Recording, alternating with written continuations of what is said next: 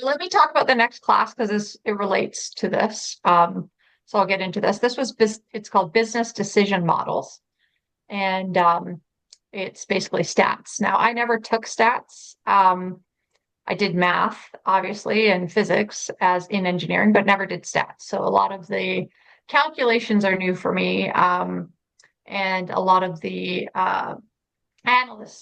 analysis is new for me. So we're working as a team with an organization to help optimize their analytics as well. So we've been tasked to work with a volunteer organization, a team or association, somebody that can benefit from some of the analytics. So we haven't started that yet, but that's what we're doing. We're midway through this class, but I guess what I've learned so far in this is similar to what I learned in financial accounting. But it's a little bit different because it is, I think, more kind of math based than logic based. But this course really, like coaching, allows us to use data and models to make better decisions, like the video analysis we talked about, and game planning in hockey.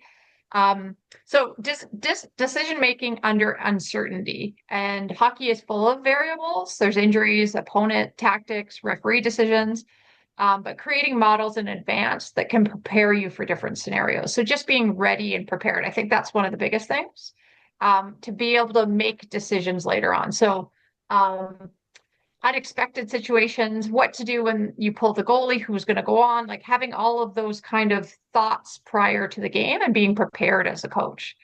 Regression analysis, which was new to me, but it's identifying patterns that happen in a game, which lines are producing the most goals, or which defensive pairings are reducing scoring chances. And as a coach, it's not easy. It's not easy to coach and look for those things at the same time, but being aware so you can make future decisions based on what has already happened. So whether that's simply ticking boxes on a scorecard that you might have in front of you, but whatever works for you, having a way, and maybe that you have assistant coaches that can look for that you're talking between periods, but being able to make good future decisions based on patterns that you've seen happen already in the game.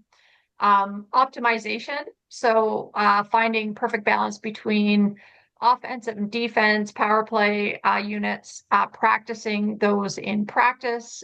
What is going to get the most from everybody? Do you have everybody practice power play? Do you have just certain lines do more of it because you know they're going to play more in the games? Figuring out what works best for your team and not necessarily from other teams, but using that data to analyze moving forward, and always trying new models as well. There's no model that is perfect. I think that was one of the things that's really been reinforced, is that it's the individual that is making the model. And so being able to change that based on what you're seeing. AI and analytics tools like ChatGPT, and being able to use those as tools to help you moving forward. I think when we first went to school, we had to sign all these documents saying we were never going to use artificial intelligence, and that was against the ethics of the university and you couldn't do anything and blah, blah, blah. And then first class was the role of the GM, and he had us open up ChatGPT right in class. And all of us kind of looked around like, is this allowed? But realizing that that's the reality of the business world, is that AI is there, it's going to stay around. It's the reality of the coaching world. So use it as a tool and use it as a place to ask questions. It's almost like a little buddy that you can have that can create drills, can create so much more scenarios for you that you can ask questions. It's not perfect either. It's a model, but it's like going for coffee with a friend. And so treat all of these new tools as opportunities to learn yourself as a coach. I think the key takeaway for me for coaches is to trust your instincts, of course, but back them up with data. That analytics can sharpen your decision making under pressure, and being prepared so that when you are under pressure, you know the decisions that you are going to take moving forward based on what you've already analyzed prior. So that's what I've learned from this class. So I'm going to now open that up for any comments. Sammy, just as you talked, I wrote down, um, as you're watching the game, you make adjustments. You might line combinations, whatever, in-game adjustments. Mhm. But as I watch a game and watching video, if you watch video, you're planning your next practice based on that. In other words, what do we need to do better? What are we doing well? And what is the opponent doing that we can do takeaway options more? So that's the idea of those adjustments. And you said the word instinct. It takes a lot of experience to coach with your gut. And I think, I don't know at what point coaches, and I just watched the special on Montreal Canadiens on Rebuild, and excellent footage with the general manager and the assistant talking about the this kind of thing. And the one guy said, well, we've got all the data, we've got all the analytics, he says, but right now I'm relying on the eye test. And I think that's one of the issues a lot of coaches have with statistics and data. They're learning how to use it, absorb it, and some of them are absolutely disdain to it. And I think you have to get on board and understand them and see how you feel about them and whether you can use them or not. But they're important. They become a part of coaching. And the simplest one that I found with Tom was the keeping of completed passes, a parent recording that on a whiteboard, sending a picture to Tom between periods, and players being aware of the importance of passing. Mission accomplished. Mm-hmm. So those are the kind of things that now we've added to that, Sammy, for hockey coaches and those people who are doing that stat. Record consecutive passes. So it might be slanted lines for completed, but a number for 2 or 3 or 4 in a row, because that is a rarity at any level in minor sports. So it's a great stat. I think the one that has had the biggest impact in terms of the importance of, and you said it years, not many years ago, when you were coaching your kid, the idea of scanning and kids seeing the ice and doing something because they saw, they made a decision. So this all ties into It's interesting, Wally, because I was just talking about that with my daughter, who's 9 now, and okay. giving her some independence, right? So as a child in today's society, like when do you let them go off on their own? And we have a park near us, but it's hidden. It's not around. She likes to get into her imaginary world and she loves just playing. She loves going to the park. And so we've started to let her go to the park by herself. And we put a watch on her and she has a timer that goes off in 30 minutes. She has to come home.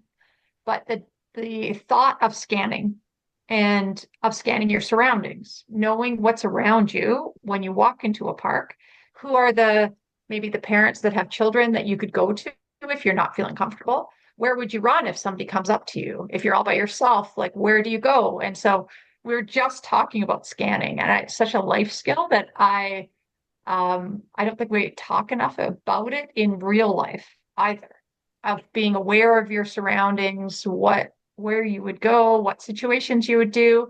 And as we're walking to the park, sometimes we talk about scenarios like what happens if 2 people come up to you and say, the person comes up and says, Mommy and Daddy have been in an accident and they're at the hospital, you need to come with me. And so she has to think quickly, like, what would I do? And a lot of times her answers are wrong. But we have to talk through the right answer and what you would do and things like that. So anyways, scanning is key. That's But Tom, you do you have some comments on the insights? Well, look at the, I think if you look at the stats, like the instat things, first of all, watch the game on on your own, have video, and look at the uh,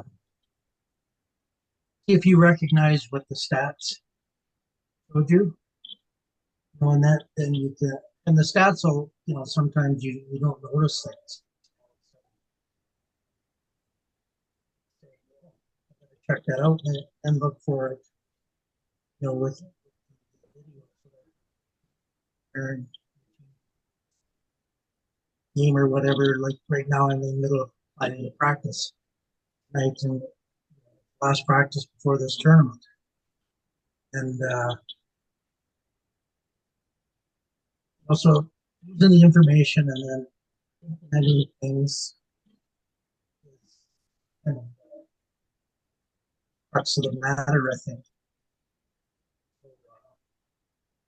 Is that the kind of answer you're looking for?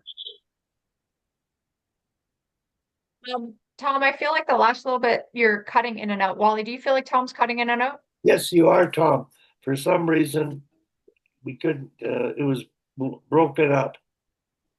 Maybe I'll try to switch to a.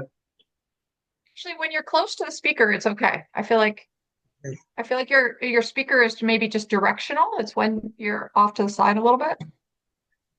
Okay, I'll hear me better here.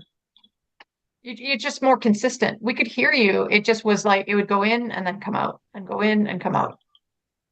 How about this? Yeah. Say something longer. So say what you just repeated at the very end there. See if it goes in and out. Things like Instat and chart, with the passing and this sort of thing. What I use it for, then I look at those things when I watch the video of the game. So I'm using the eye test plus backed up by the stats. So and then it gives me something to kind of focus and look for. No, that's great. And you sounded great too. I think just, yeah. Yeah, I think it's kind of like I've got a remote speaker. Oh, gotcha. That's probably why it's not very good. Like our team, we have now that they allow us to have 20 players, like 18 skaters instead of 17. Mhm. We have it that everybody is either on a power play or a penalty kill. So it can look uneven sometimes. Say you have all kinds of power plays. Power play people are going to play a little more. They're going to play more than the penalty killer, or vice versa, right? The team's all undisciplined, you're getting penalties all the time. But then what we do is we flip around one power play group, and they go to penalty killing, and so everybody by the end of the You year, make the adjustment right in the game, or you make the adjustment next game? No, it's what we're doing. We have one power play we have a 1 and a 2 power plays. They're going to be together all through this tournament, and then we'll switch another group for the number 2. We're going to keep the number 1 together because they're so much better than the other ones. It gives us a chance. Just not that good right now, and so then the other kids will kill penalties, and the other ones will be on the power play. But that during a game, depending on power play penalty kill, you can could have an uneven amount of ice time, but not that much. But, then after Christmas, we decide who was the best power play players, and then we kind of go with that the last after Christmas. But it's funny the way the schedule goes. Is we play 12 games the first half. Season started in October to Christmas, 12 games after. Right now, with the 2 tournaments, we're playing that many games in like 3 weeks. Wow. We'll play. Are they shorter games though in tournaments? Are they shorter games? We'll play at least 4 games this weekend. And if we're in the final or semifinal, bronze game, we play 5. And the same thing in Kelowna. We play sometimes 2 a days. It's really nice to have 4 lines in 2 a days. What's the length of the period? We play full-time games, stop time. Oh, full games. Wow. It's a lot. Yeah, so two in a day is tough. Like last year, the provincials, we played the best team first. And then we played a team from Edmonton that was pretty good, but not near as good as that team, right? Yeah. A lot of players were exhausted from playing the top team. They barely won that game. But some of the players just didn't have great games. But that's just really hard to prepare for because um you don't want to pace yourself. You got to win the first game. Yeah, you You have got to to win. save something, right? Yeah, well, and in the provincials, it's 5 teams, and you can't lose 2 games. You have a chance for the Hmm. final. So then I know that one. The second game we had to start players just to get through the win. Some players were pretty upset about it. That was just that game there. Those games that you're out if you don't win, they're kind of like everybody gets prize time. And if you win, but anyways, that's Does everybody else also have 4 lines? no. Some teams like the Edmonton team, a lot of teams just go with 3 lines. Okay. Like So that's tough Okotoks, when they it just comes have to three these lines. kind of tournaments. Yeah. Yeah, but some teams they've made a decision in the organization not to have 4 lines. A lot of parents complain about 4 lines. My kid isn't enough ice time and all this. So they changed. It was 17 players before, which was a really clumsy number for like skaters. Yeah. Because you'd have 3 lines and then these 2 players. And So what would you run? 3 centers? well, sometimes 3 center. Well, three of one period, one player would double shift. Okay. We did a lot. One player might double shift, or you can have 1 line, 2 lines of 4 players. There's all kinds of different ways. Yeah. 4 lines is just so much better, and it's so much better for practice as well. Hmm. For running, like tonight, I plan on doing Thomas Pacina's little regroup. We'll be dumping in forechecking because I'm going over a forecheck, and I can do 4 lines with that other always clumsy working Is people out. Thomas still overseas? Yeah, he's in. He moved back. Yeah.